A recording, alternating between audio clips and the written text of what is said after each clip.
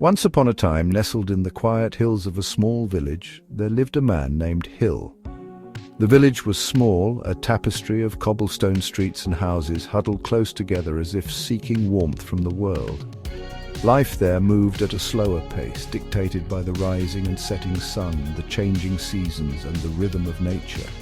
From the moment he could speak, Hill had a smile that could calm storms and a heart that felt too big for his chest. His laughter echoed through the valley, as bright and clear as the stream that ran through the heart of their village. Hill's days were filled with the simple joys of life, the warmth of the sun on his face, the laughter of children playing in the village square, the quiet satisfaction of honest work. He believed in the inherent goodness of people, and his heart overflowed with compassion for every living thing. One crisp autumn afternoon, as the leaves began their slow, graceful descent to the ground, a stranger arrived in the village. He was a haggard man, his clothes tattered, his eyes filled with a weariness that spoke of hard times and a difficult journey. Hill, with his usual open heart, welcomed the stranger with open arms, offering him food, shelter, and a warm place by the fire. The stranger, whose name was Silas, shared tales of misfortune and hardship, his words painting vivid pictures of the struggles he had endured. Hill listened with empathy, his heart aching for the man's plight. He offered Silas work, a chance to rebuild his life in their peaceful village. Silas, touched by Hill's generosity, readily accepted the offer. He proved to be a hard worker, his hands calloused and strong, moving with a quiet efficiency. He earned the trust and respect of the villagers, all except for a weathered old woman named Ilara, who lived alone at the edge of the village. Ilara had seen much in her lifetime. Her eyes, though clouded with age, held a wisdom that came from observing the world with a keen and unwavering gaze. She had learned that not all that glitters is gold, and that appearances could be deceiving. She observed Silas, her intuition whispering a warning that something wasn't quite right. She tried to warn Hill, her voice raspy with age, "Be careful, child. Not all who wander are lost, but some harbor darkness beneath their cloaks." Hill, blinded by his desire to see the good in everyone, dismissed her concerns as the ramblings of an old woman. "Don't you worry, Ilara," he'd say with a reassuring smile. "Silas is a good man down on his luck. Everyone deserves a second chance." But Ilara, her heart heavy with foreboding, could only shake her head and retreat into the solitude of her cottage. Weeks turned into months, and Silas became a fixture in the village. He worked hard, his demeanor respectful, his words carefully chosen to project an air of humility and gratitude. Hill, his heart brimming with satisfaction, congratulated himself on his intuition, his ability to see the good in people when others couldn't. Then one particularly harsh winter, a series of unfortunate events befell the village. Livestock went missing, their pens strangely disturbed, the usual peace of the village shattered by an undercurrent of fear and suspicion. Whispers like the winter wind swirled through the cobblestone streets, carrying with them accusations and doubt. The villagers, their sense of security shaken, gathered in the village square, their faces etched with worry and suspicion.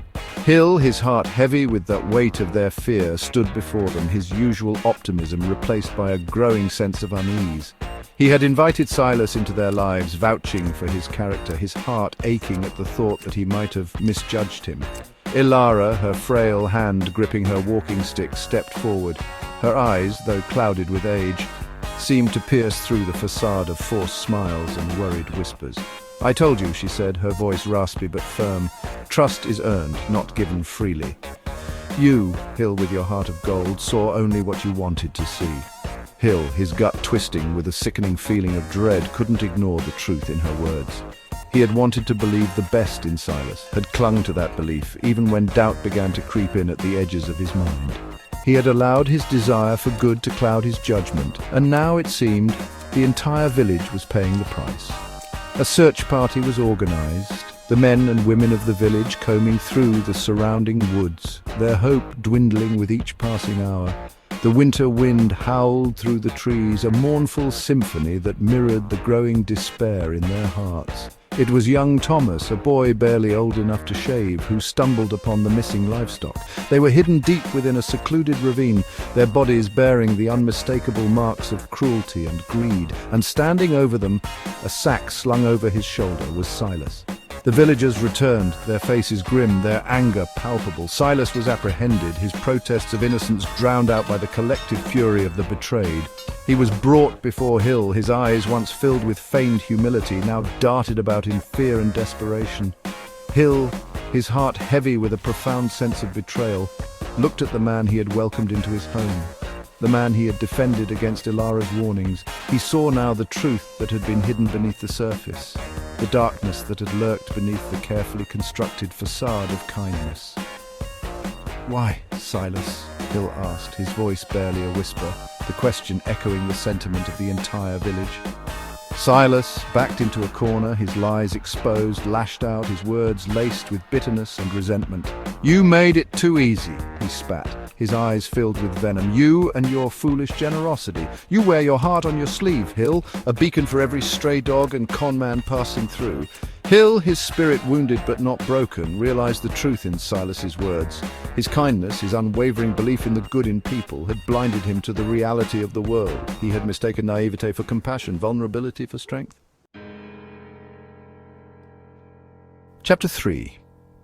The villagers, their trust shattered, their sense of security shaken, looked to Hill for guidance. He had always been their beacon of hope, their unwavering optimist. But now his shoulders slumped under the weight of his misjudgment, his usual cheerfulness, replaced by a somber understanding of the world's complexities. The trial of Silas was swift, the evidence against him undeniable. He was banished from the village, his betrayal leaving a bitter taste in the mouths of those he had wronged. Hill, though deeply hurt, refused to let this experience extinguish the flame of kindness that burned within him. He knew he needed to temper his generosity with wisdom, to balance his compassion with a healthy dose of discernment. He sought out Ilara, her cottage at the edge of the village, feeling more like a sanctuary than ever before. He sat with her, listening, as she shared stories of her life, her experiences, the lessons she had learned through years of observing the intricate dance between good and evil, kindness and cruelty. "The world is not divided into good people and Death Eaters," she told him, her voice raspy but filled with a lifetime of wisdom. "We all have light and darkness within us. What matters is the part we choose to act on. That's who we really are." Ilara's words resonated deeply with Hill. He realized that true kindness wasn't about blind trust or naive optimism. It was about recognizing the potential for both good and bad in everyone, and choosing to nurture the good while guarding against the bad. It was about learning to read the language of the heart, to distinguish between genuine smiles and those that hid ulterior motives. He began to observe the people around him with a new awareness. He paid attention to their actions, their words, the subtle cues that revealed their true character. He learned to listen more and speak less, to weigh his words carefully and to trust his instincts. He realized that true loyalty wasn't blind allegiance or unwavering support. It was about standing by someone's side even when they faltered, offering guidance and support while holding them accountable for their actions. It was about speaking truth to power even when it was uncomfortable and standing up for what was right even when it was difficult. Hill, though scarred by Silas's betrayal, emerged from the experience stronger and wiser. He had learned that the world was a complex tapestry of light and shadow, and that navigating it required a delicate balance of kindness, wisdom, and discernment.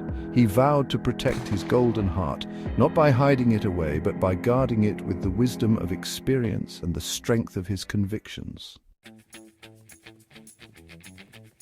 Chapter 4. The village slowly but surely began to heal. The shared experience of betrayal and the collective effort of rebuilding brought them closer together. They learned to rely on each other, to communicate more openly, to trust their instincts and to value the bonds of community. Hill, though forever changed by Silas's betrayal, refused to let it harden his heart. He knew that pain, though unwelcome, had the power to refine and strengthen the human spirit. He embraced the lessons he had learned, using them to guide his actions, to temper his kindness with wisdom, and to protect his heart without closing it off from the world. He continued to help others, to offer a listening ear, a helping hand, a kind word. But he did so with a newfound awareness, a deeper understanding of the complexities of human nature. He learned to set boundaries, to say no when necessary, and to prioritize his own well-being without sacrificing his compassion. He realized that forgiveness wasn't about condoning someone's actions or forgetting the pain they had caused. It was about releasing the bitterness and resentment that held him captive, about choosing to move forward with his life without carrying the burden of anger and hatred. He forgave Silas not for what he had done, but for his own peace of mind. He recognized that forgiveness wasn't a gift to the person who had wronged him, but a gift to himself. It was a way of freeing himself from the shackles of the past, of choosing to live in the present moment with an open heart and a clear mind.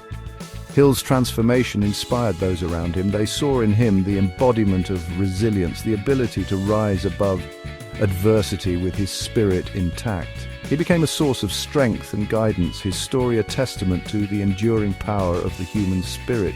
He taught them that true strength wasn't about avoiding pain or pretending it didn't exist. It was about facing challenges head-on, learning from mistakes, and emerging from the fire of adversity stronger and more resilient than before. He showed them that vulnerability wasn't a weakness, but a strength, a willingness to be open and authentic in a world that often demanded conformity and emotional armor. Chapter 5. Years passed, seasons turned, the rhythm of life continued in the small village nestled among the hills. Hill, his hair streaked with silver, his face etched with the lines of time and experience, became the village elder, a source of wisdom and guidance for the younger generations. They would gather around him, their faces eager, their eyes filled with a mixture of admiration and curiosity, as he shared stories of his life, the lessons he had learned, the challenges he had overcome. He spoke of kindness and wisdom, of trust and discernment, of the importance of protecting one's heart without walling it off from the world. A golden heart, he would tell them, his voice warm and reassuring, is a rare and precious thing. It's not something you're born with, but something you cultivate through conscious effort and mindful living. He taught them that true happiness wasn't found in material possessions or external validation, but in the richness of human connection, the joy of giving back, and the satisfaction of living a life aligned with one's values. He encouraged them to embrace their vulnerabilities, to see them not as weaknesses, but as opportunities for growth and connection. He reminded them that it was okay to ask for help, to lean on each other, to find strength in community. We are all connected, he would say, his eyes twinkling with a wisdom that transcended words like the threads in a tapestry, each one unique and essential to the beauty of the whole. Hill's life, though marked by both joy and sorrow, stood as a testament to the enduring power of the human spirit. He had loved deeply, lost profoundly, and emerged from the crucible of experience with his heart intact, his spirit unbroken. He had learned that life was a journey, not a destination, and that true fulfillment came not from reaching some distant goal, but from savoring each step along the way, embracing the ups and downs, the joys and sorrows, the challenges and triumphs that made up the rich tapestry of human experience. And so Hill, the man with the golden heart, lived out his days in the village nestled among the hills, his legacy woven into the very fabric of their lives. His wisdom passed down through generations, a beacon of hope and inspiration for all who had the privilege of knowing him. Hill's story reminds us, even the warmest heart can turn cold if it's not treated with care. Life can be harsh, testing our faith in humanity, pushing us to build walls around our hearts. We might be tempted to shut out the world, to guard ourselves against potential hurt. But a golden heart, when refined by fire, shines even brighter. Hill's journey teaches us that true strength lies not in becoming cold and jaded, but in holding on to our compassion, even when it's difficult. It's about learning to balance our kindness with wisdom, our trust with discernment, our vulnerability with strength. It's about recognizing that the world needs the light of golden hearts now more than ever.